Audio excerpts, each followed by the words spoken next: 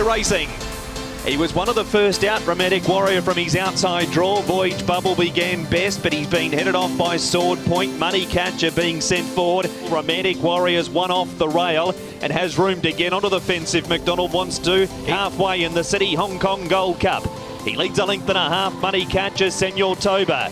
600 metres to go. Sword Point leads. Money Catcher, Senor Toba's off 3 wide again. Romantic Warriors against the inside. McDonald just pushing him along at the moment. Leader is Sword Point. Voyage Bubble. Romantic Warrior. He comes through in the centre. It's McDonald and Purton. Romantic Warrior and Voyage Bubble. It's Romantic Warrior. A neck in front. Voyage Bubble sticks to him. The champ finds, lifts, wins.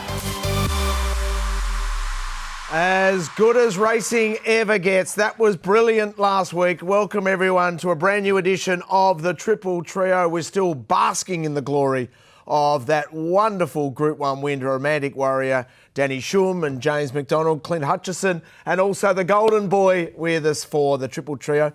What a race. Yeah, it was a fantastic race. It's exactly what you want to see on many fronts. We're going to talk more about it later, but yeah, that battle, 2 great jockeys, 2 great horses, and the fact that Voyage Bubble stood up. The last 2 Derby winners, we love to see the format of the Hong Kong Derby stack up, and it certainly did in this race. And on this occasion, Romantic Warrior, too good. But I hope it's the first of many battles between those 2. So good. Golden Boy, he ran out a strong 2,000 Voyage Bubble, but a little J-Max special. Oh, fantastic ride. The ride won the races. It was simple as that. It wasn't hard to work that one out. Great ride going forward, put him in the right place, saved ground, and just won. I said it last week, he's like Octagonal. Octagonal was never impressive, but he always seemed to win. Those good horses or great horses like him, they just pull that little bit more out when they need to, and he does it all the time. It's a good point you make, Shane. Yeah. You look at the body of work that he's put together in winning margins, and none of them are highly significant, but he just finds enough on the line, and he doesn't want to lose. He pins those ears back, and you want him fighting for you, don't you? Yeah, You want him on your team. Definitely. Oh, it is absolutely fantastic. And the crowd looks huge. So we're going to dissect it all on what has been a massive week. I'm a little weary, Golden Boy. I've just ridden round Tassie, couple of 100 Ks, if you don't mind. More than that. Raising funds for the fight against MND. It is a great cause. So if anyone's out there and has a win during the weekend, consider donating towards Fight MND. Well done to you, Richo. This is some of the footage. We've got this. And you went, how many, was it 600 kilometres? Yeah, something stupid like that. Oh my gosh, I can't believe he signed up for this. But great cause, Shane. And, big effort from the captain. I'm actually hopping on a plane after the show going to Sydney to see one of my closest friends. He's got motor neurone disease and he's not in a good way, but he's lasted a long time. He's been going overseas readily to get stem cell treatment. This is Con. He actually put on an event 12 months ago and got Ian Botham. This is him today, unfortunately. I'll go and spend tomorrow with him in Sydney. Yeah, so he's the best bloke in the world, unfortunately. But he organised an event last year on a boat and raised about $300,000 for it. Ian Botham gave up his time. It was fantastic. He does quite a bit for it, Con, and raises money. And it's something that hopefully one day they'll find why it's caused and then a cure or longevity, because at present it's a 18-month to 2-year sentence. Hey, well, we will put a link, at the bottom of the show, because Richo, you've obviously, raised a lot of funds down there, but the more we raise, the better, and great cause, and well done on your work as well. Thanks, mate. Richo, how much did everyone raise, mate? That bike trip. Our bike trip, our target was $500,000, and we look like we're going to get towards 700,000 now. Amazing. So it's wow, been fantastic. That's fantastic. And that well was done. About 70 riders. So just a power of work, and the organisation was awesome. Everyone felt really safe, and when you're on the roads, there was all different abilities. So everyone went off in different groups, but it was all about the camaraderie. Pre and post, it was absolutely fantastic. And a beautiful part of the world, Tassie, I can assure you, up north. And a few hills to get over as well. Hey, can I just change subject a little bit here, please? Clint, what's happened to your hair, mate? What do you mean? It's Did falling you go out. to the same place as me during the week? It's falling out. There's not much left. No, to get a bit of colour? Oh, no, I've stopped putting the blonde tints in. Have you both dipped your hair into the fountain of youth? Just stop putting the blonde tints in, Richo. I had a little touch up during the week just to take a few greys out. Maybe I should go blonde. Hey, Shane. you know what? This whole conversation makes me uncomfortable for obvious reasons. Let's look at the highlights of last week. Beauty's Mike. You can't do it. These are all good value. Hayasugi, Kuriyanagi, they're both right in the game. I think you could throw Anisa in the mix as well. Kuriyanagi stay focused, and Hayasugi, the filly, is flying home. Lady of Camelot, Hayasugi's got her.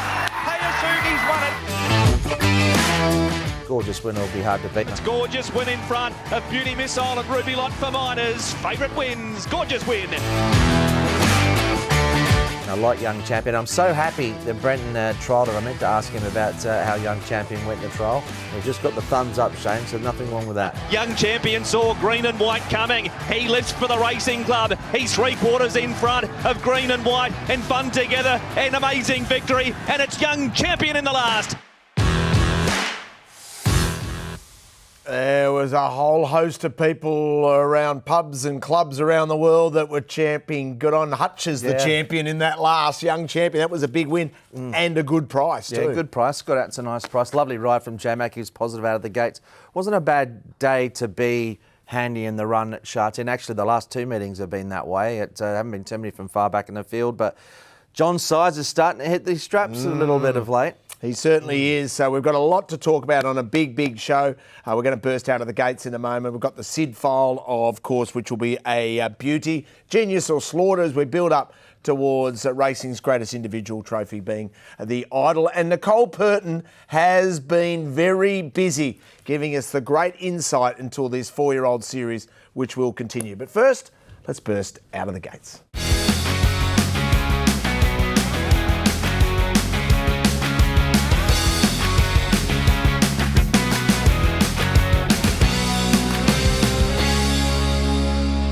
We burst out of the gates with a reflection on the great race, the Group 1 race last week with Romantic Warrior versus Voyage Bubble. Let's watch the entire race.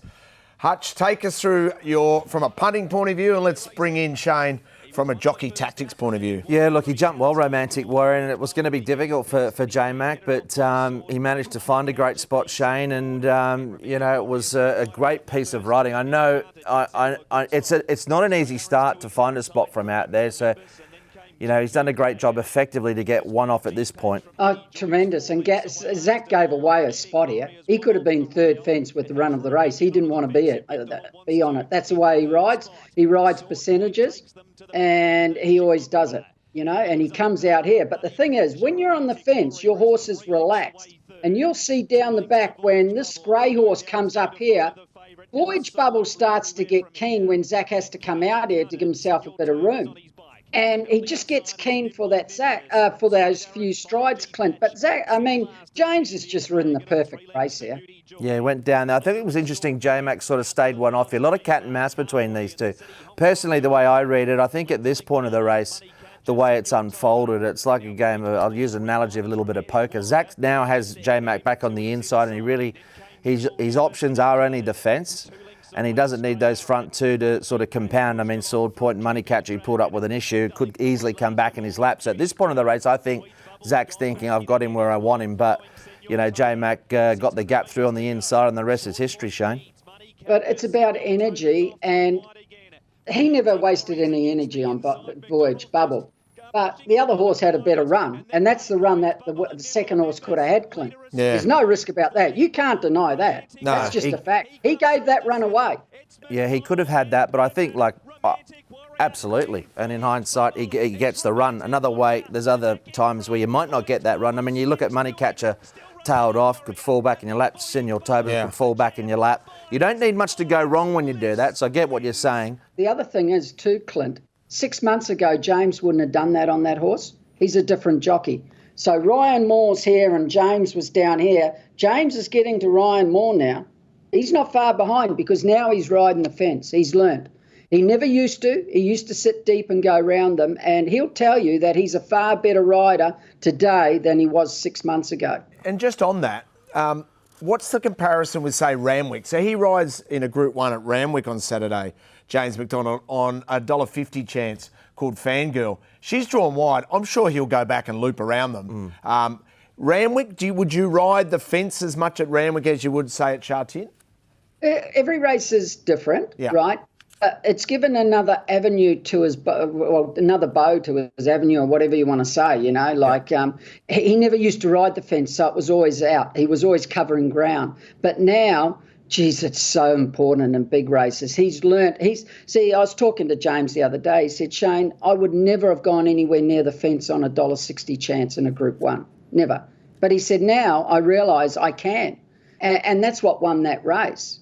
And he's feeling confident now to be able to, whereas before he wasn't. So the best way to sum it up, right, and this is the difference between Ryan Moore and a lot of jockeys. Ryan isn't scared to lose a race, whereas most jockeys are scared to lose a race. Now, do you understand that or not? No, 100%. Okay. So Ryan will put himself in a position which is bad, which to most people is bad, right? He doesn't care. He's not scared if it doesn't work out, because 19 out of 20 times it's going to work out and it's going to win a race.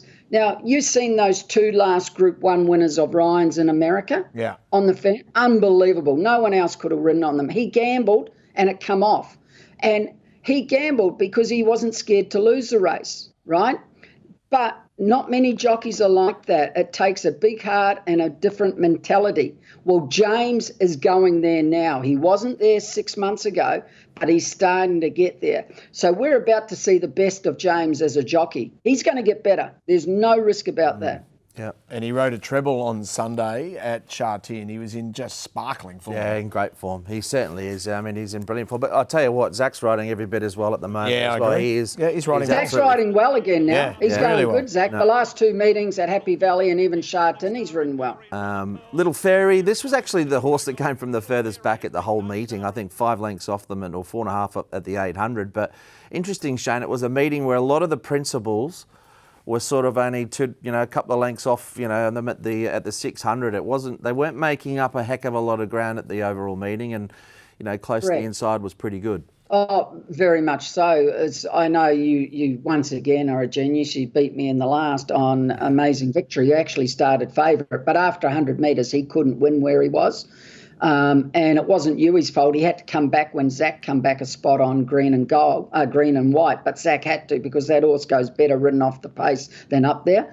And Zach gave it a perfect ride, and so did Yui. But it just put him one spot further back than he needed to be. So he had no hope. He couldn't win. And if you watch him close off, he went well. If he's one spot closer, he might have won the race. But James put his in the perfect place, and he battled on and won. And that's the difference when it's a track like that, Clint. That's what I'm trying to say. Pace and pattern on your side. We'll get Amazing Victory next time, Shane. Yeah, Don't worry, we'll get him next we'll time. definitely do that. I'll tell you where else was an unbelievable bias, and that was on Wednesday night. Yeah, it happened again. At Happy Valley. Yeah. It was huge inside. On pace. It was. Huge. Not even a little bit, just huge. And Zach rode a treble there at Happy Valley. So he's extended out. He's 72 wins for the season. You know what I looked at? No, Zach's got this wrapped up. I mean, it's just a matter of how many he'll get, and he's going to probably end up with, 130 or something like that.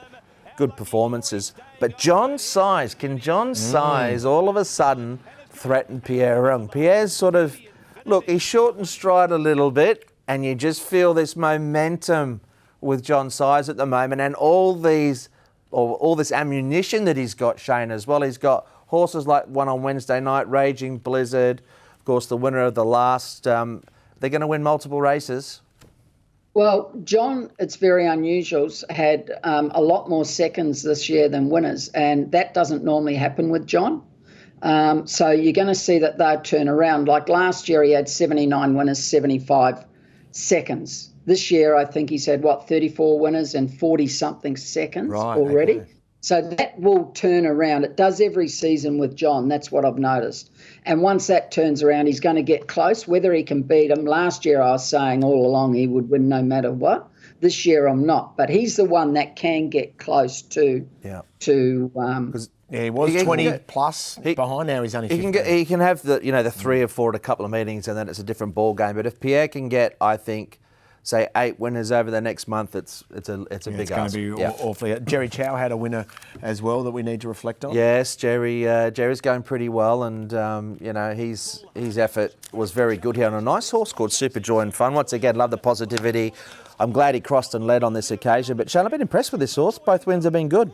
Well, I wasn't very impressed on Wednesday night when Tatnam come out before the race, because that was my first bet of the night. I thought he couldn't get beat. He would just lead and win, which he did. But he went from like 330 to 260 with the discount with Tatnam, was it, coming out, the late scratching, which was a shame. But he's a nice horse. He can win in Class 3, that horse, I think. Clint. Quick look at the rankings at the moment for the championships. And there is Pierre Ong with that 15 lead over John Size, and that's not, of course, discounting Francis Lusso there on 37. Yeah. Casper Founds on 33. So a good bunch there for that top 5. Zach Purton off and away. Huey Bowman is now 15 behind Karis Teeton for second. Yeah, Huey, he's got some nice rides coming up. Zach's got a lot of good rides on the weekend as well. So I think Zach's starting to click into gear. Wouldn't be surprised if he rode multiple winners at upcoming meetings. He's in good form. Let's get your pens out and write these down. Sweet in defeat. They're off. And Sugar missed the start by 4 lengths. Then Dublin Star. Sugar fast buck, smart leader. Oversubscribed, lunges at the post. Missed. Sugar. That's a sweet win for Alfie Chan. Our black bookers here in the Triple Trio are called the Sweet in Defeat file, the Sid file. Who jumps in? Not a lot from the last week, Richo. Wednesday we had a pattern, but also a lot of slowly run races. But what a run from Super Charizard. We'll look at that in a moment. And Geneva just blundered at the start on the weekend. He was beaten by a horse that we liked, a debutant from the Francis Loy stable. But Geneva's run well at both starts now. He's ready to win a race. I don't expect him to step that slow next time. But have a look at this Super Charizard. That's him there. He gets a little bit of interference in. And this is a 1,000-metre race. He stepped fairly. Like, you're going back 2 or 3 lengths. The rest of the field are going away 2 or 3 lengths. He actually could have been on the back of the winner prior to that interference. And he gets home really well, Shane. Gee, this horse ran really well with the interference. All things considered, you don't see many horses gather themselves back up and be beaten the margin he was beaten. This was a massive run in defeat. Yeah, it was a very good run, but if you go back and watch his one Australian trial at Hawkesbury, that horse, he trialled extremely well. He trialled like a Class 2 horse, so it's no surprise that he did it. His trials in Hong Kong were good without being sensational, but they were good. But on that run, you'd think that he could be winning soon. But from his trial in Australia, he's going to be winning races. Yeah, a little lead. Mark Newnham trained him in Australia, and also I think he bought a relative out of him. It's always a good guide, that, when the trainers, Shane, go and buy the other offspring. Yeah, that's right. Yeah. And they normally do it before the horse is successful. Yes. Yeah, correct. I think famously, the Freedmans with the Lingy went and not only bought the offspring, but went and bought the mum before a Lingy had her first start. I've got one of those. I saw a horse trial in Hong Kong. I'd never trialled overseas, and it was a 52 rated. And I went, it run back, and I thought, shit, that went good. Look at that. And I was in New Zealand at the sales, and I remembered the dam of it, and I saw one in New Zealand by a shit sire. So I thought, I'm going to buy that because the horse in Hong Kong's going to be really good, even though it was a 52 and unraced and one trial. So I brought it for 50 grand. The horse in Hong Kong ended up Class 2. Its first 10 starts, won 3 or 4 and did what I thought. My horse had 2 trials, won them both, got scanned, broke down, had to retire him. Oh. So sometimes it doesn't work. Yeah, I thought this was going to be a beautiful story. No. Probably cost me 150. Hey, you know what I've always said with you, Golden Boy? It's different if you need it. Yeah, exactly. Let's have a look at Genius or Slaughter. The end across, answering the urgings of Shane Dye. Mannerism coming at him. Mannerism has got it. Daring tactics by Shane Dye. He's got Octagonal in full flight on the corner. Bold tactics by Shane Dye are going to pay off, and he pinches the Chipping Norton. Jockeys are in the spotlight with the golden boy, the Hall of Famer in Raymond Shane Dye, for his genius or slaughter. Shane, who caught your eye? Alfie, this was a really good ride. Now, we all know that now this horse, Sugar, can get back. If you watch here, he got back the start before and most times gets back. But Casper would have known that this was a big on-pace track and he had to go forward. Now, he's ridden this horse along to go forward, which he never does, and he gambles that he's going to get in. Even if he's 3 wide, it doesn't matter. You couldn't go back on this horse here. And Casper would have known that, so he would have told him to go forward. Now, you watch up here. He's 3 wide, 4 wide, but he's looking the whole way to come back. And Zach's inside of him, and Zach doesn't want to go to the fence. And Alfie just, get in there, Zach. He just lays a little bit on him, and Zach doesn't want it, but he gets in with cover. Clint, that was outstanding there. Yeah, great ride. Just for those who don't know, Shane, some might say, why didn't Zach hold him out? But when your horse is half a length in front there, you can obviously just guide them that way. You're in the controlling position, correct? Correct, but it's also if you try to hold the other one out, you're wasting energy. You don't want to. No. You don't want to get into a barging match. You know, you just want your horse to relax. Great ride. He runs extremely well for this kid. It was a really, really good ride for a kid who doesn't get many rides. And he seems to ride this horse very, very well. But that's a horse who raced out of his comfort zone. He doesn't normally race up there, and he won the race because of the way the track was. So good ride, good instructions from Casper, and it worked. Yeah. Beautiful work. Any slaughters, any poor rides? No, but we've got a list of good rides. I'll leave that to you, boys. I thought there was a lot.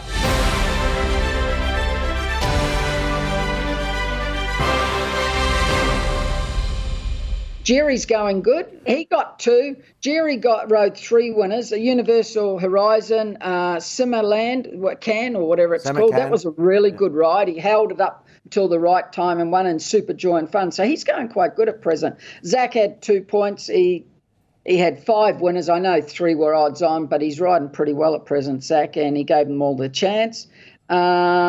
Luke Ferraris doesn't get any chances, but gave that a perfect ride. Teton gave his a perfect ride. And Andrea last week had 2 rides for 2 winners, and they were both good rides. So just quickly, without going through it all, that's what I thought. There wasn't a slaughter in that race that we just watched, but I think the horse Joyful Hunter, he had the pattern against, but he's a horse, Shane, that you need to sort of balance up a little early. Every time they try and put him in a spot, he doesn't race well. You've got to be a little bit quieter on him. So he's a forgive run out of that race. And another one from Wednesday that I thought, well, it wasn't a slaughter because I reckon Tony Cruz might have issued these instructions to the young lad, but Outgate didn't get one reminder, Shane, in that race. It was just all this hands and heels stuff with Outgate. He just got pipped on the line by a small margin, which was a bit frustrating. And the other thing was he got going a bit soon on him, which he never does. Yeah. And if you watch a race earlier on, he was leading, dictating, and Zach rode his really well. What was Zach? Palace Powell. He took off because Jerry was getting us, not Jerry. Angus? Angus, that's it, sorry. Angus was getting a very soft lead. And when he gets a soft lead, he's so dangerous, right?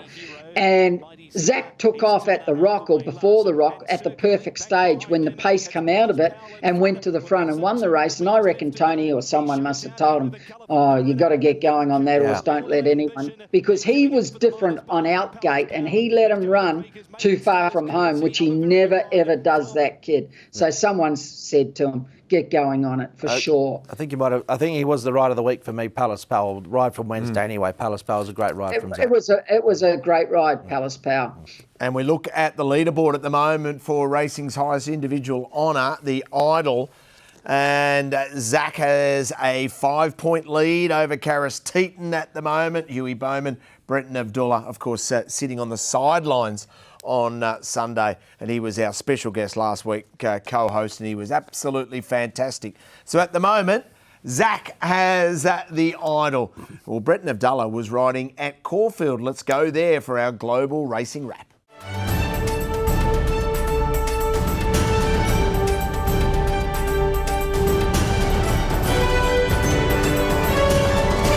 Global racing wrap, and the Whirlpool meetings at both Caulfield and also Saudi Arabia were fascinating. And at Caulfield, it was about the big race for the 2-year-olds, the 2-year-old classic that is the Blue Diamond. And well done to you, Hutch. you were keen that the fillies were going to measure up, and Hayasugi was superb. First 4 past the post, and a great ride from Jamie Carr, and she is back at her best at the moment now. It took a little while to get her momentum back and just her feel after that injury, but yeah, great moment for Clint McDonald. Great moment as well with a little Hong Kong connection. Yeah, that's right. So some Hong Kong owners there, and Hong Kong owners who couldn't get to the races, so they got together in Hong Kong, and they are the scenes. Absolutely fantastic. What a thrill. I mean, they purchased this girl for $47,000 as a weanling. It's great.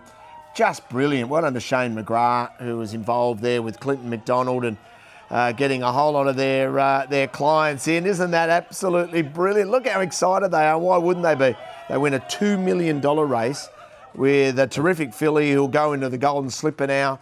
I tell you what, I had absolutely no idea. I thought that the Colts were better than the fillies, and the fillies ran 1, 2, 3, 4. So I was no good. Yeah, I mean, it was an even race. I think that 2 kilo swing, I know, it is significant. I'm not, and these people aren't all weights and measures, but in some years it just doesn't lie. Like it is significant. You only need a small margin of in your favour, and it can make a big difference. But do you think it's right? Is femininity a thing in a thoroughbred? Why does the female horse get a 2 kilo allowance? It's an interesting I know it's been over history. I haven't looked at the stats. I mean, over time, it feels like in recent years, maybe when they're a little more masculine, or if that is a fair call, I'm not sure. But they dominate with that little allowance. Well, you think about in Australian terms, the last 3 most dominant, brilliant racehorses that we've ever seen. All fillies. All fillies mares. Mackay Diva, Black Caviar, and Winx.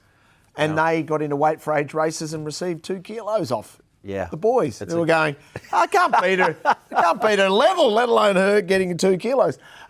Great Group 1 racing over in Saudi Arabia as well, the Saudi Cup. This is the richest race in the world. And Senor Buscador winning for Junior Alvarado, right on the line, timed it perfectly. What a finish. It was a great race, this, wasn't it? Literally timed it to absolute perfection. And apparently the rider's wife, I think we've got something where Kelly's quickly, supporting her husband in Junior Alvarado.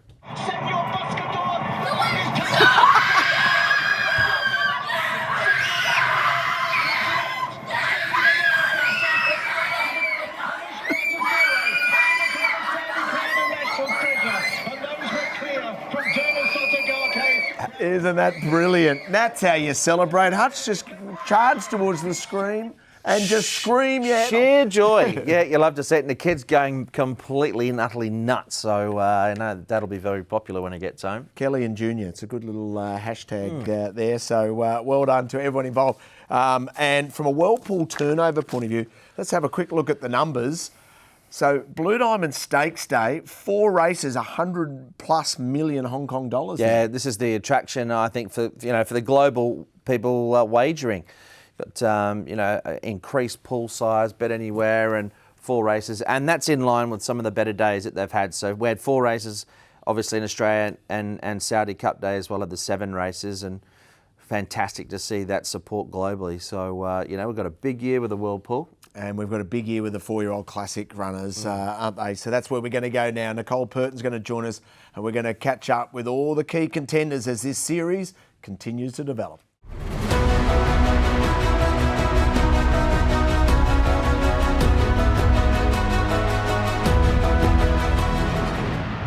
Well, the build-up towards the Hong Kong Derby is absolutely fascinating, and Nicole Purton joins us, who's done a whole stack of interviews previewing it. Nicole, as always, an absolute pleasure to see you. Hi, guys. Nice to be back. Yeah, I've been very busy this week trying to find the winner of the Classic Cup, so I guess we'll see on Sunday. A quick injury update. All of our viewers are concerned. We saw you on crutches. The Gucci crutches were outstanding. Have you still got them? Where are you at? No, I've handed all of my accessories back. I'm very happy to announce that I'm back in high heels. So I'm very happy. I was not into those flats. I'm already short enough. Like, I need help. So no, I'm feeling heaps better. I'm able to jog.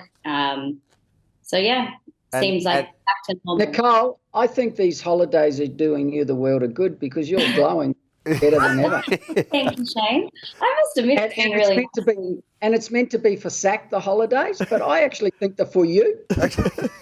Well, you know what? If it freshens my mind up, then I'm not driving him mad. So I guess it freshens him up too then, right? So it's good for both of us. And Nicole, are we just pushing a couple of those lovely cups to the side behind you to make way for a classic one there, or? Oh, nice. Don't you worry. I'll find room for anything. I like it.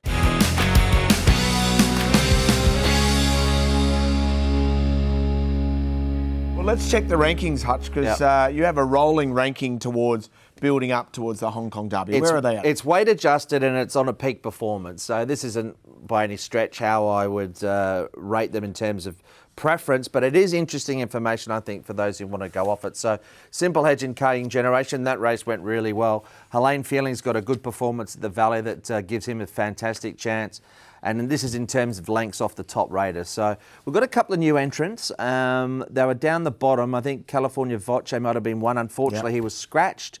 And outside of that, I think most of them are pretty much the same. Starmac might not have been in the last time we went either. He's a few lengths off them. But yeah, we'll keep an eye on that, because last year this time we had Voyage Bubble at the top, even before the mile, after the mile, and of course we backed him in the mile and not in the Derby on the day. But please don't remind us of that, mate. We don't need to hear that. We don't want to talk about that. We want to talk about the Classic Cup, though, the field. Yes, we do. Let's have a quick look at the field and then start to steer us towards the great interest. I'm going to be against the favourite here. He's going to be odds on Helios Express. I'm going to be betting around him. I think that. Oh, look, there's no major knock. I just think there's other horses that have a bit more in their favour. Helene Feeling got $6.20. I think Zach from Gate won with the blinkers on. His trial was great. We might hear more about that soon.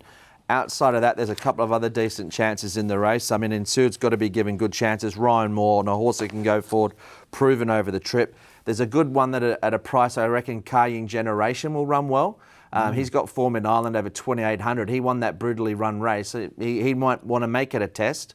And Simply Maverick, I think at 20s, you might get double that on the day. So I'm going to be betting around the favourite. He'll be odds on. Shane, what are your thoughts with that market?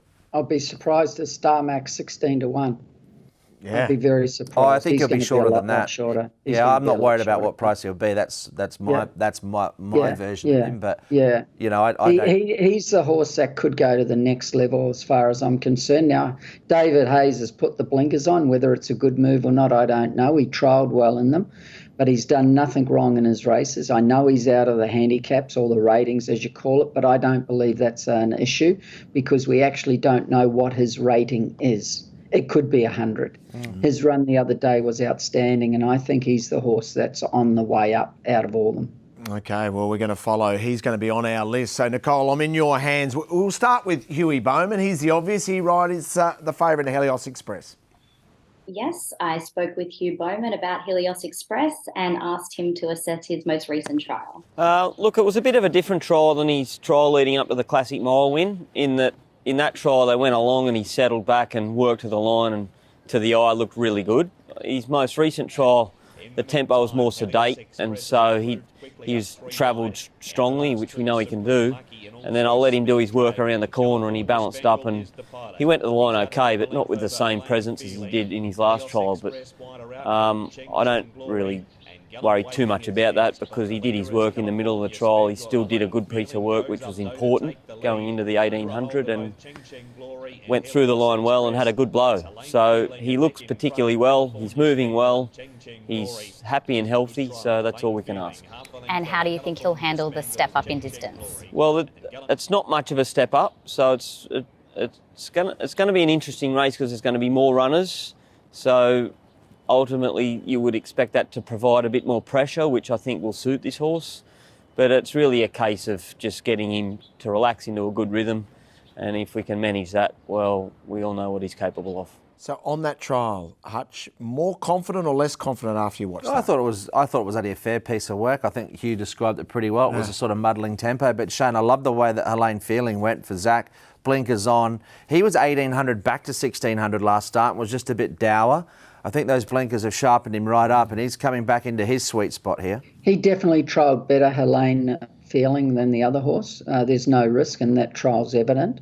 I wouldn't be too worried about his trial, Helena Express, because John Size's horses can do that. I've seen it before. Helios Express, I should say. Yeah. And I wouldn't be too worried, but he's going to get a good run from his gate. He's the horse they've got to beat because he's done it.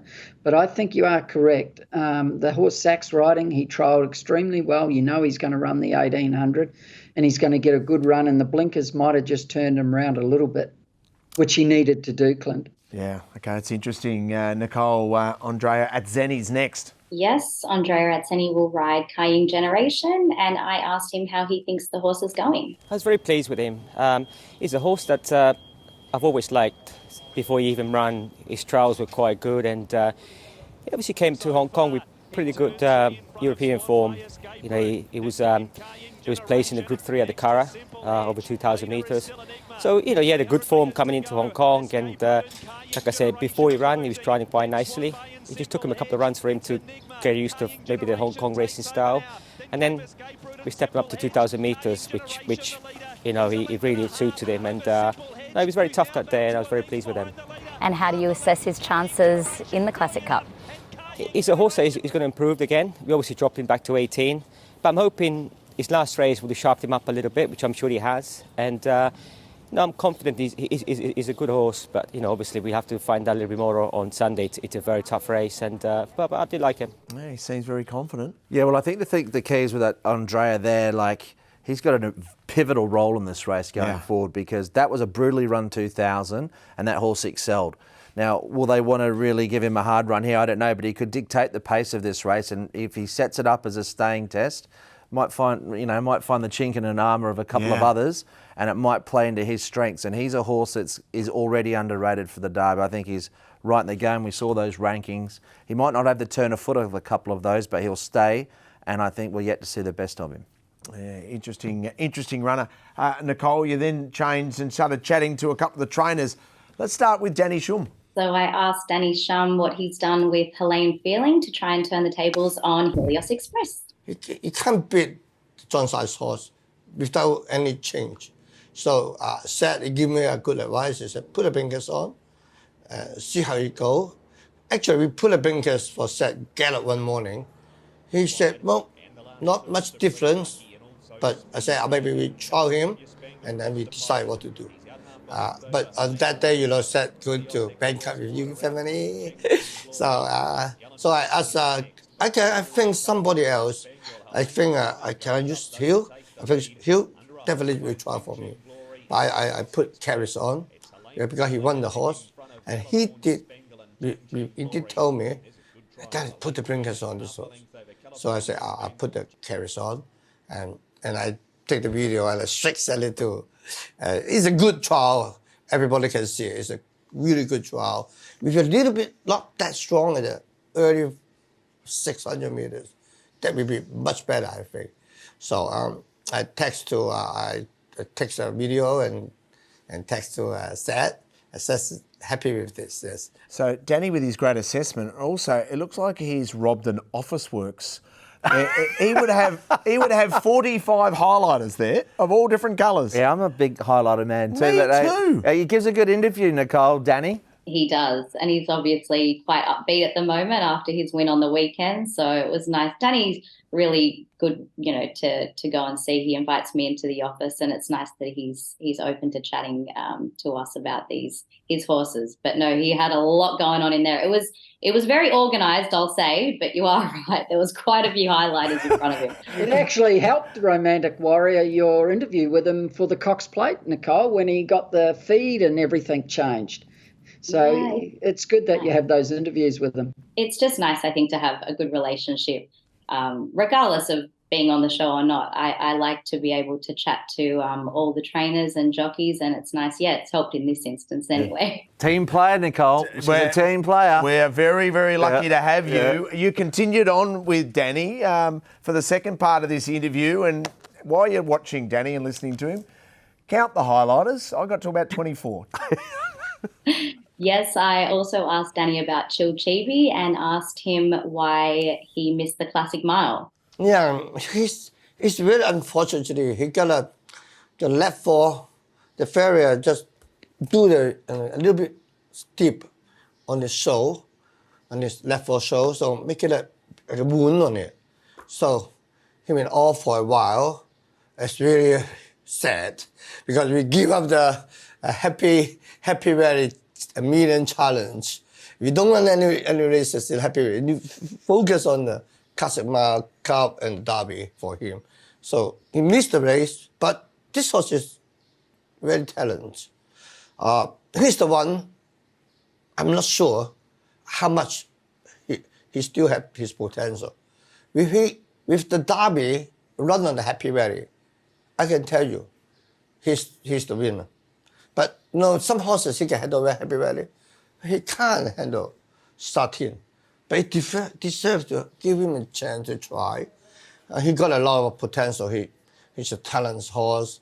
Now all the stable team focus on his left foot, and he got. And I have to thank Lud, the head farrier, Jonathan. They give a big hand. Also my farrier, he do a good job afterward. So he been treating good, and I put him on the gallop this morning with Moment in Time, Hill Bowman in front, and Jerry Ryan, Chibi. But wow, he's so good. He give me a good feeling. Of course, he's the first time run on the Sha Tin Classic Cup. A little bit disadvantage, but I hope he had learned this lesson.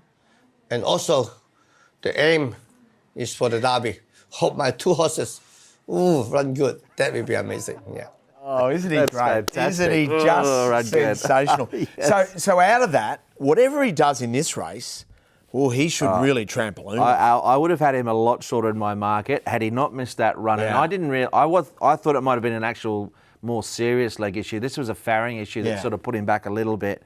But just that lack of race fitness is the concern. But I mean, he comes up pretty good on my numbers. And I think looking at that work, Shane, you tell me, and Nicole, you give us your opinion after Shane as well. I mean, it seemed that work on the course proper at Sha Tin, he got around that track pretty well there. I wouldn't worry about that. Like, Danny's unsure. Like, why won't he go at Sha Tin? I would have thought he would have been better suited at Sha Tin the way he races than Happy Valley.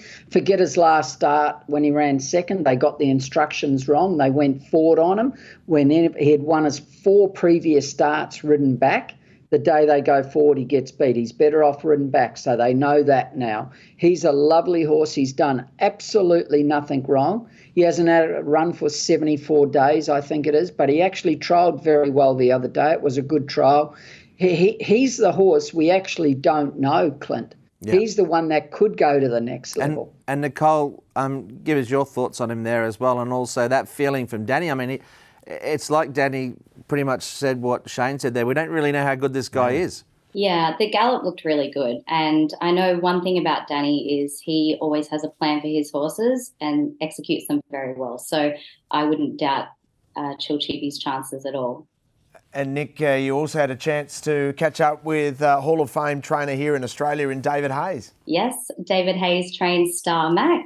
He is the lowest rated horse by handicap in the Classic Cup. I asked him his thoughts on this in relation to his chances. I think his rating is well below what his ability is. And I'd really hoped he would run in the first 3, which qualifies him for this week. And hopefully this week he can run in the first 3, which qualifies him for the big dance at the Derby. And what did you think of his most recent trial? It was pretty good. It was eye-catching. He was tested in blinkers for the first time, and I thought he responded, so running the blinkers, he's been crying out for them, actually, for the last couple runs. But as he has to run in the first 3 to make the Derby, we thought we'd put the blinkers on. And how's he been working leading into the race? Yeah, he did a nice, lazy piece of work because he only trialled Thursday, so we didn't do a lot this morning, but Karros was very happy with him. I reckon he's a beauty. I reckon he's a live chance. So can he get in the top 3 to get into the Derby? Maybe a thought on that trial, but also a thought with G1 Goldmine as to whether or not he needs this trip. Yeah, well, he's an interesting runner because visually it looks like he's going to stay, and I dare say that he will. But we'll use the Group 1 Goldmine, which are big supporters of the show, which we love to use. And look, the mile, leading up to the mile, it's not a huge sample size with Heroic Valor. This pedigree has to be said, not a lot of progeny, but the analytics would say at this point, according to Group 1 Goldmine, that he might be better suited around that mile with a fast net rock line. And actually on that note with Group 1 Goldmine, don't forget there's sales in Melbourne this week, Richo, and you'll be there. Certainly will be. Good tool to use if you go into the sales.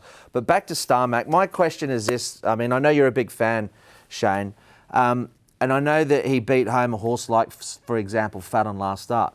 But the start prior, Fallon came from behind him and was far more impressive. So, I mean, just those two lining up, which at the moment would be similar chances in the market, you know, it's 1-1. And he is the lowest rated horse. He's had a number of starts in Hong Kong.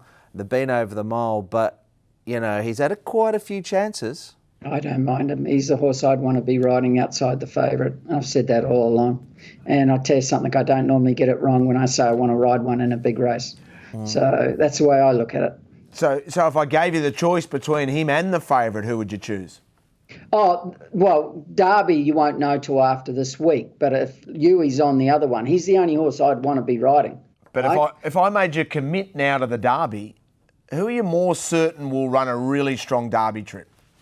Starmac. Yeah.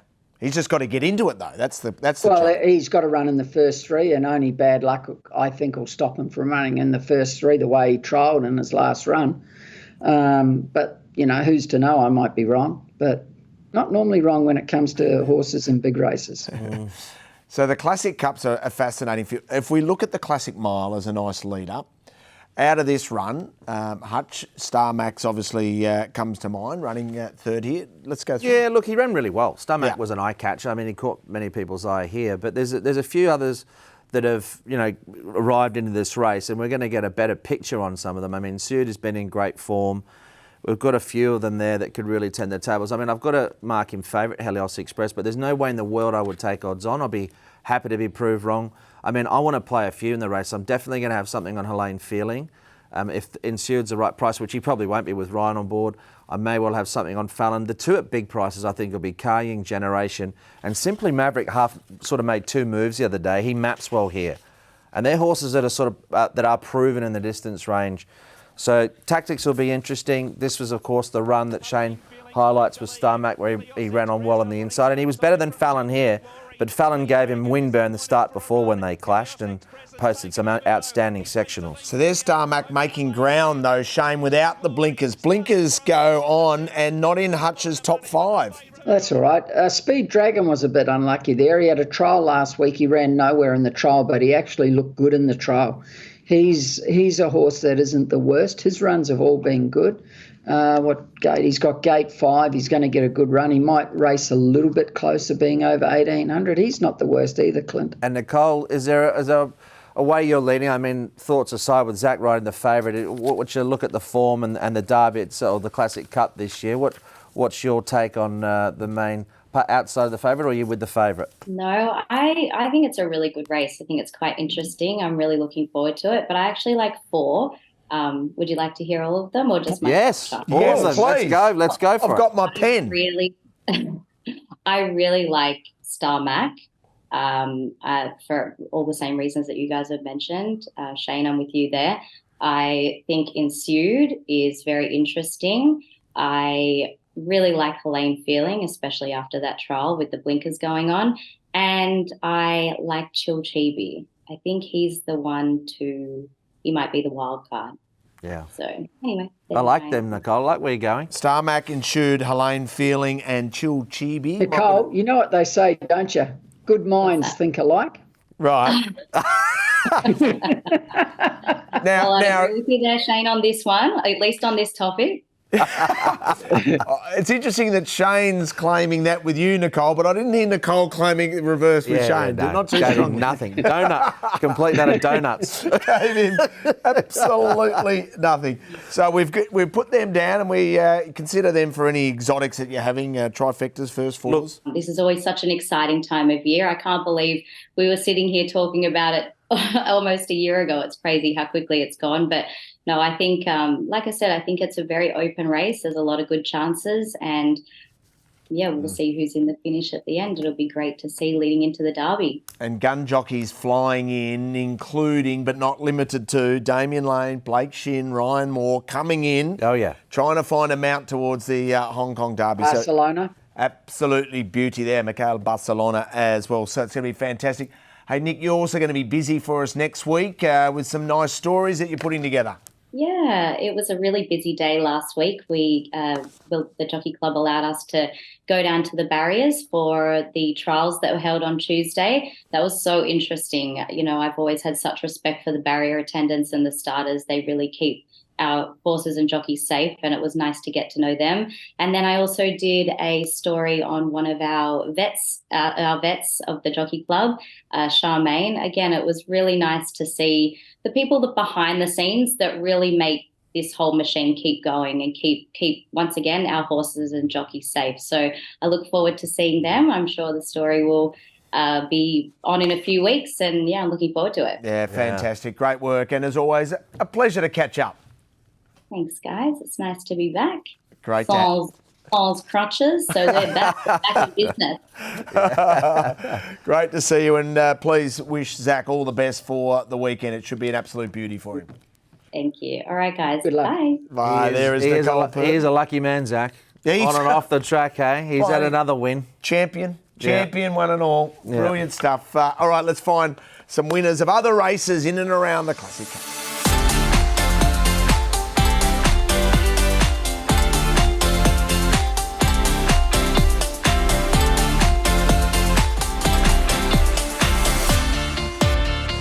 Sunday's a wonderful day of racing at Sha Tin. We've already assessed the Classic Cup, so let's go back and have a look at race number 8, Hutch, and your assessment. Yeah, the Galaxy Patch will be a reasonably short price favourite, one would imagine. And look, I saw an interview recently with Pierre Ng where he said he wants to run the horse here and then back him up next week, of course, into the 1,400 metre contest, the Queen's Silver Jubilee. So really good entry here, Galaxy Patch, and Nervous Witness trialled well recently. Invincible Sage back to the straight, Carroll Street. But a lot of the usual suspects are in this race, and Galaxy Patch is the sprinter on the way up. And Shane, he had an excuse here. Patton against, 3 wide, no cover. Post on the worst part of the track with weight, and he still was very gallant. He got touched off late, but under a good ride from Brendan Abdullah and How Deep Is Your Love. But this horse continues to perform exceptionally well. He's an outstanding horse. There's no doubt about that. He's going to get a good run from his gate just in behind. I think the big thing is you Bowman going back on to Invincible Stage. It seems to suit him, you know. He's going to run very well. And the other horse you mentioned, Nervous Witness, if you have a look at times, he runs such quick times up the straight. And I know he's had excuses lately. Well, his one run he went no good, had a problem. His 2 trials have been extremely good since. Yeah, so I wouldn't be surprised if he rebounds that horse, Clint. Yeah, the big plus for him, outside gate, he's drawn the outside. On Jonah Atzeni will just lob there. He'll be leading at speed. But I actually think that helps Galaxy Patch in a way, Shane, because they're going to go quick. There's going to be gaps all through the field. He can just get him into a good rhythm. And he should be a bit strong late, but Nervous Witness with 121 on his back, he'll give a sight. Yeah, I've got Galaxy Patch on top from Invincible Sage and then Nervous Witness, more or less. Okay, so a very similar scenario to you, Hutch. Let's go to race number 10, if we can. Your assessments here of this market. Good way to finish the day as well, and it's a race that a lot of them lined up recently. I've got Magnificent 9, short enough, I think, at $2.90. It's my early rated price. Might bring him in a touch more or not. But Blue Marlin comes out of the same form reference with Superb Kid. Righteous Arian is an interesting one coming from a decent Valley performance. And will 1,400 at Sha Tin see the best out of him? He's one that you could easily bring in as well. But there is a key form race, and this was, once again, a big run. Look at all the on-paces. Super Winner, others, Storm Rider. Zach was caught 3 wide without cover, working. The horse still kicks here. Look at him put in there.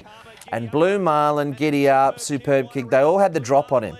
But he fought on. All those that were up on the speed with him fade away.